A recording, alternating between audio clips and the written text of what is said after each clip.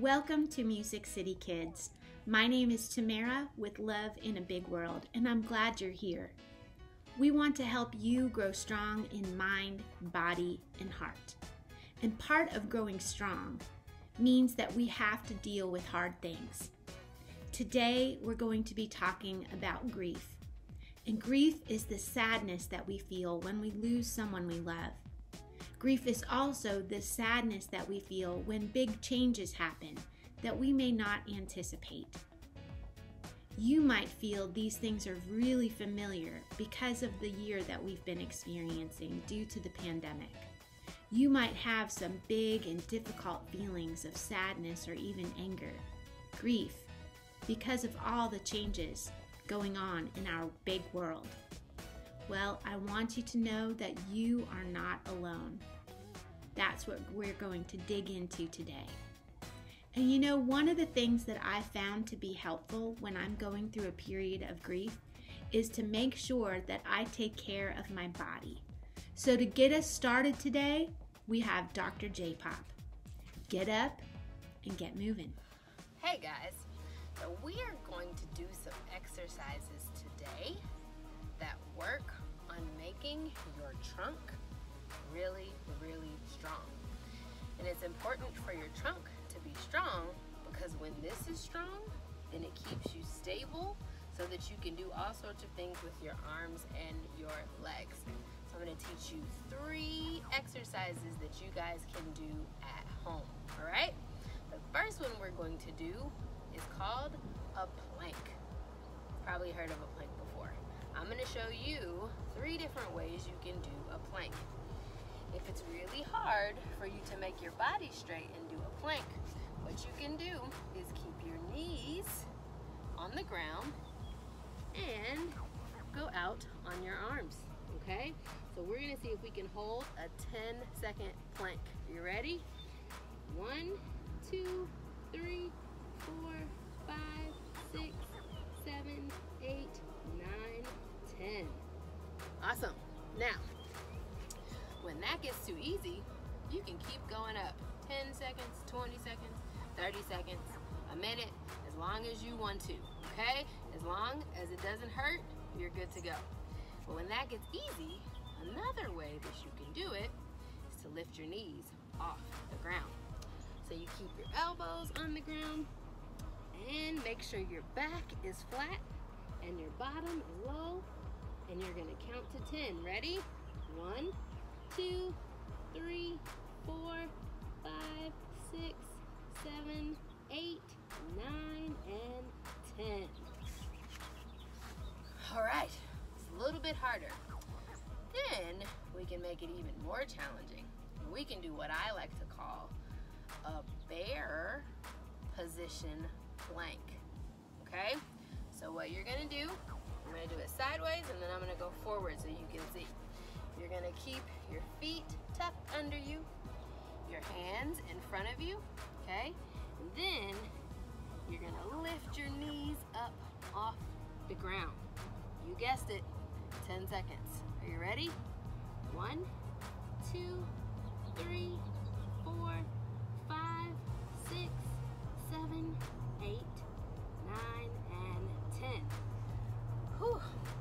So you've got 3 ways that you can do a plank so that you can make sure that your whole trunk, or what they like to call your core, stays really strong, okay? Try these out. I hope you like them. Back to you, Tamara. Thanks, Dr. J-Pop. Next, we have a special visitor from Two Oceans Aquarium, all the way from South Africa.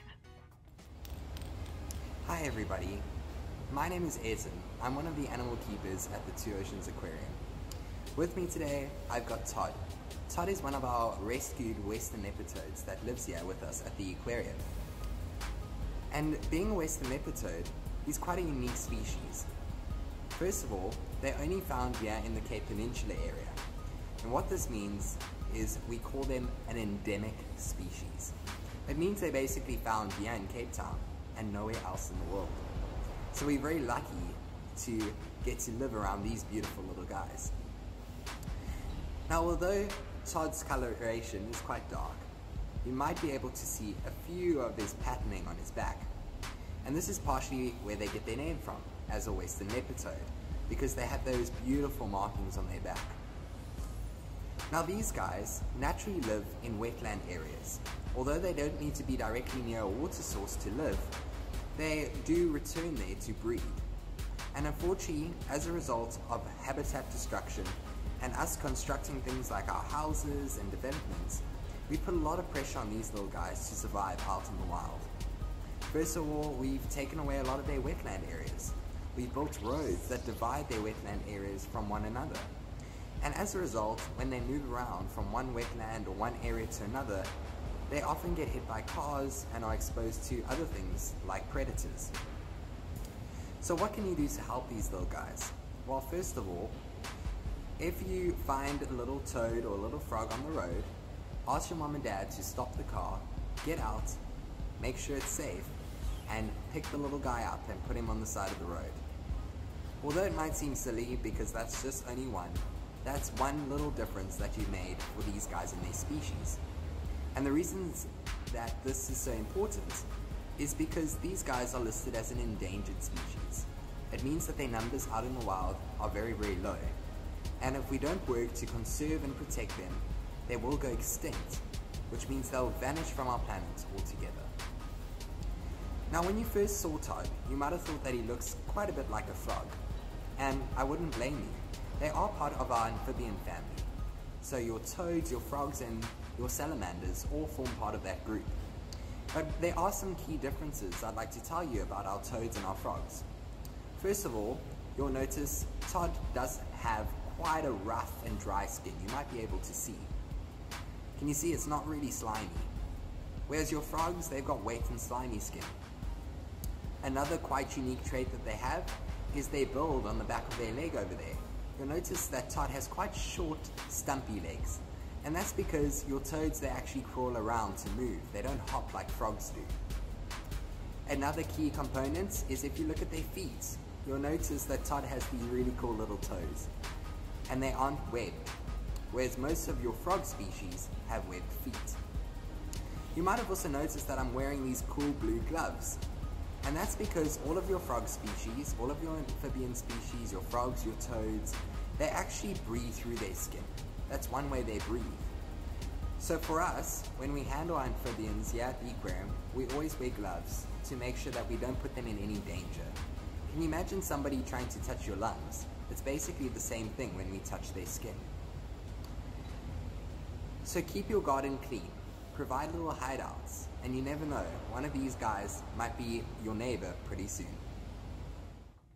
Here's our friend Dr. E and her dad with a special message of how we can remember loved ones that we've lost. Hey friends, well this week, we're talking about this idea of grief, and so I invited my dad to be with me this week to be able to talk about this really important topic. And my dad's an anthropologist just like I am. And so one of the things that we know as anthropologists is that there's some things that all people, no matter where they are in the world, go through and experience. And grief is one of those things. It's one of those things that we don't like to lose the people that we love, but sometimes that happens. And so when it happens, the people all over the world experience that, and they experience it in lots of different ways. And so I invited my dad to come on with me today to talk about this idea of grief. And so, Dad, tell me, in terms of thinking about grief, how or what are some of the ways that you've been able to deal with the issue of grief when someone that you've loved has passed away? So talk about what have you done? Well, for one thing, in terms of grief, is that I try to have memories, the good memories of the person who has passed on, whether it's a close family member or a good friend. And that helps me to remember the good times that we shared together. And also, it's almost as if they are with me, even though they have passed on, but through their memories that I still can maintain their presence. And in a spiritual sense, that they are still with me, and that makes me feel good. And over time, it just depends. So sometimes I'm better than others. Sometimes I can be overwhelmed when I think about it. And so, but the majority of times I think about the memories, which help me to carry on. And that's one of the really good things in terms of thinking about grief, because people grieve in lots of different ways. But I'm glad you mentioned the idea of remembering those people, that, you know, talking about stories or thinking about things that you've done with those people. Those are ways in which those people continue to stay alive for us, even though they may not be with us. And sometimes we are sad, and sometimes we might cry. And there's nothing wrong with grieving or being sad when someone you love has gone away. It just means that means how much you really did love them, and that when they are no longer there, you miss them.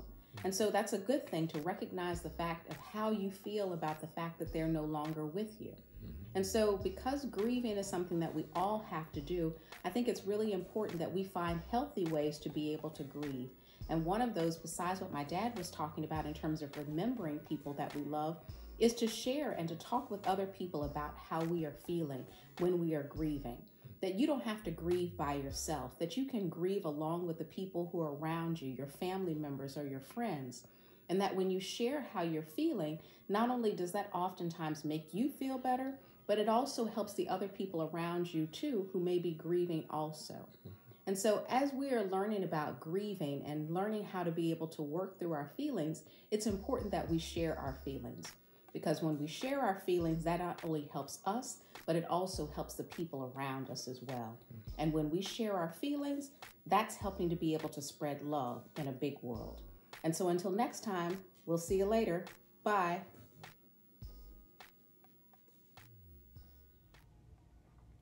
Even when we're going through hard times and feeling sad, it's important for us to make new memories with the loved ones who are still with us. Here's Skylar with a special message for what we can do with our families this Easter. Hi everybody, it's me, Skylar. And since Easter is just around the corner, we are going to be trying out some different coloring kits to color your Easter eggs. So let's get started. The first thing you're going to want to do is hard boil some eggs. Make sure you ask a grown-up for help. So the first kit we're going to start off with is the Hydro Dipper. And I'm really excited for this one because it involves a lot of colors, and I love colors. First thing you're going to want to do is pour the contents that is provided for you in the box. Oops. And if you forget the directions, they are on the back. Next, you will add the water.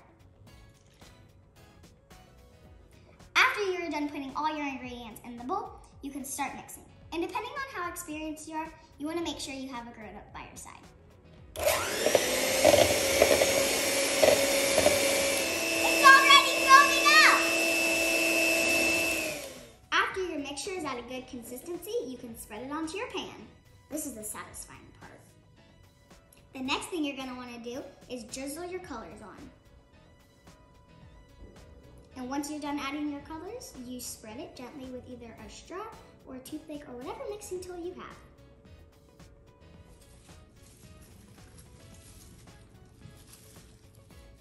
The next kit we're going to do is Galactic Eggs. This kit kind of reminds me of my friend Janet from Janet's Planet. The first thing you're going to want to do is put your egg in the bag. I think I'm going to start off with blue, because blue is my favorite color. And then you can mix it up just like this. Next, we're going to be doing this cute emoji egg kit. The first thing you're going to want to do is add your coloring pellet. Then your 1 tablespoon of vinegar. And then you're going to add your water. And then you repeat those steps with all your other cups.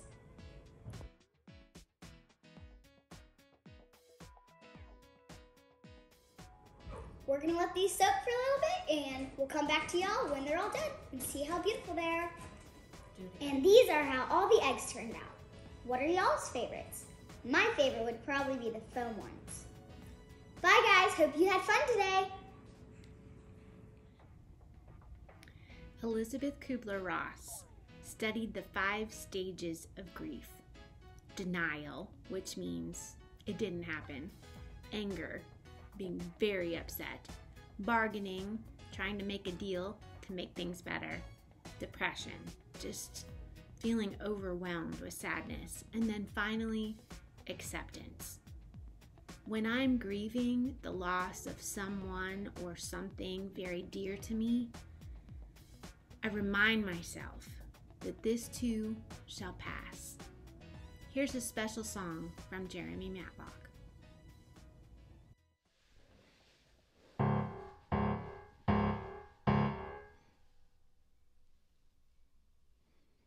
Suddenly the clouds appear to take away your joy. And when your enemies for you come to destroy, the trouble don't last always, just for a time. And this too will pass, though the rain falls now, there will be a sunny day. Even if the road is rough, there will be another way. Bad times will slowly fade away, it will pass.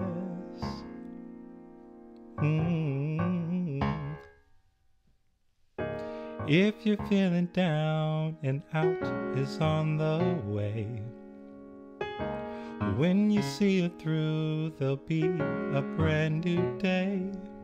The trouble don't last always, just for a time. And this too will pass. Even though the rain falls now, there will be a sunny day. Even if the road is rough, there will be another way. Bad times will slowly fade away, it will pass. And this too, and this too, and this too will pass. Even when there's cloudy skies, the light will lead you through. I found my sunshine, I know that you will too. The trouble don't last always, just for a time. And this too will pass. Bad times will pass. And this too will pass.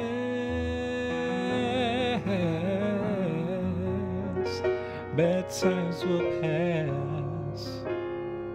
And this too, and this too, and this too will pass.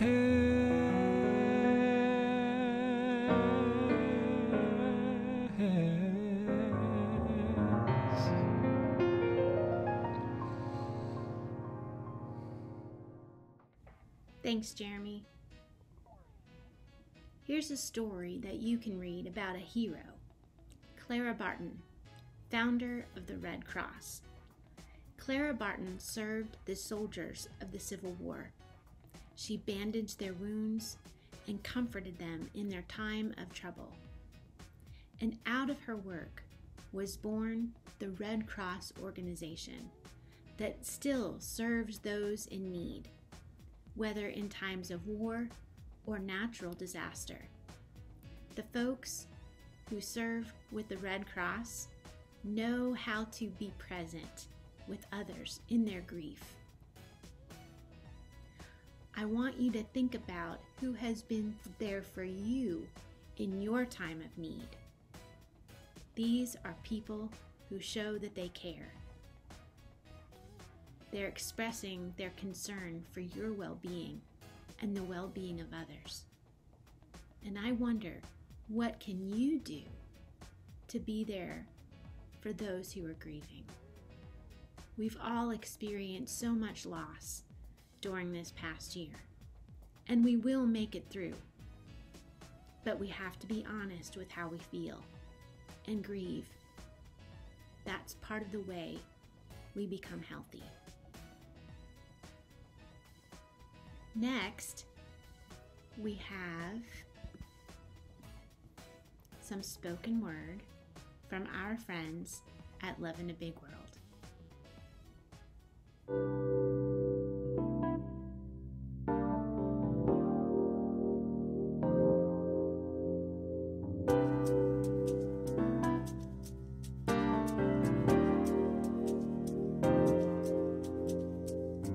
Encouraging words that reach ears and soothe souls, flashing your 100-watt smile to brighten days.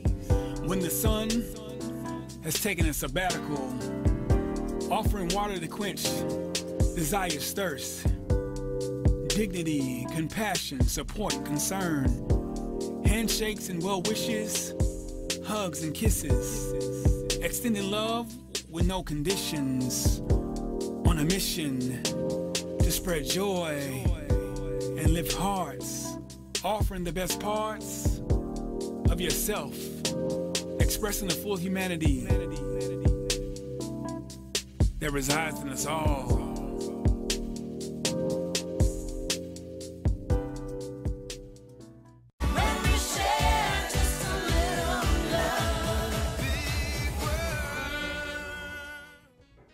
Sometimes we grieve because someone died. Sometimes we grieve because dreams that we had died. Sometimes those dreams might be of being able to run and play like other children or living a healthy life. There are some kids just like you who aren't able to do the things that you do because they have chronic disease. But they still need our love, our support, our acceptance, and our care. Here's a special message from Janet of Janet's Planet.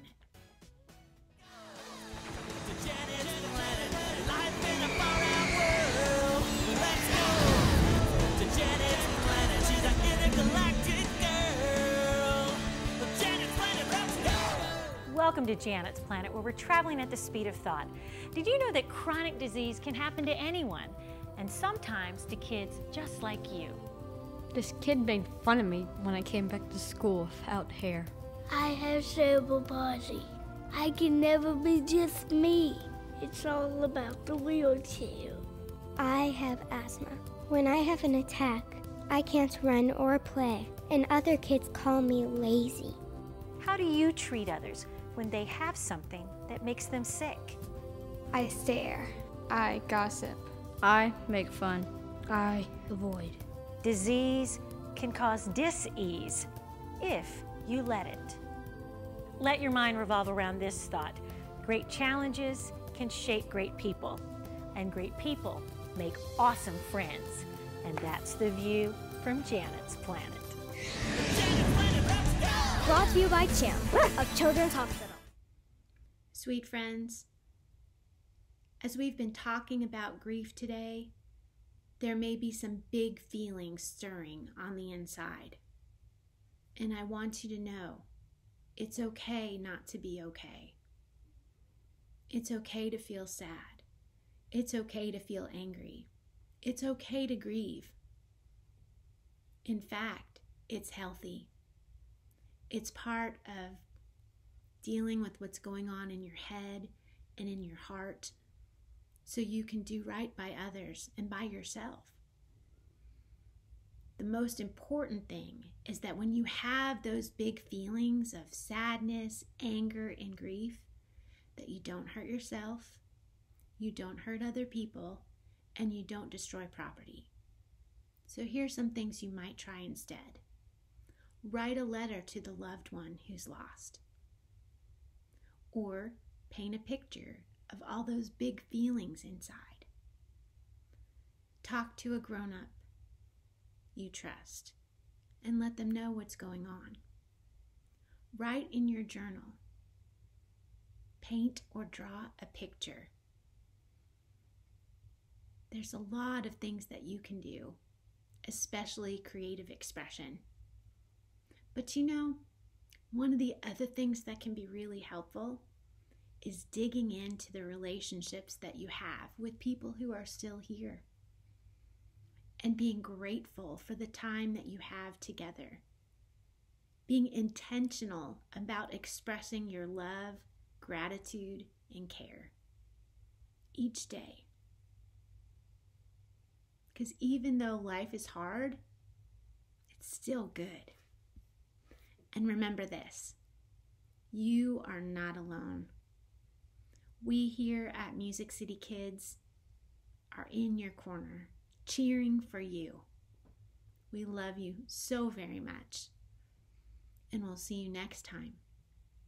Make it a great day.